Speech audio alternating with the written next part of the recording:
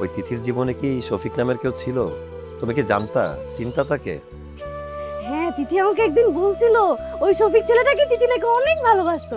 আর জানো কি হয়েছে, ওই শফিকের জন্য তিথি নাকি নিজের হাতে রান্না করে কতবার নিয়ে গেছে, কিন্তু তিথি নিজের হাতে কখনোই ওই শফিককে খাওয়াইতে পারে না। তোমার কথা শুনে আমার তিথির কথা খুব মনে পড়ে গেল। তোমার তিথি কোথায়? আমার সামনেই। চাইলেই তাকে ধরা যায় না, ছোঁয়া যায় না, স্পর্শ করা যায় না, শুধু অনুভব করা যায়। তোমার তিথি কি তোমার কাছে ফিরবে? জানি না। আচ্ছা ঠিক আছে, আমার স্বামী আমার জন্য অপেক্ষা করতেছে, আমি এখন আসি। তিথি, আমি কি তোমার হাতটা একটু ধরতে পারি?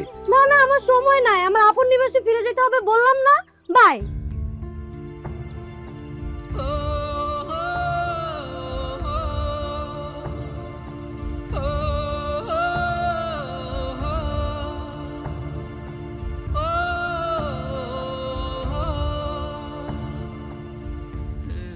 শফিক আর তিথির একে অপরের প্রতি ভালোবাসার এই অব্যক্ত অনুভূতি কখনো পূর্ণতা পাবে কিনা তা তারা জীবনের এই পর্যায়ে এসে কেউ আর জানে না। কারণ এই 6 বছরে সময় ও পরিস্থিতি তাদের দুজনের জীবন পথ আমূল পরিবর্তন করে দিয়েছে, ঠিক একে অপরের বিপরীত মুখী।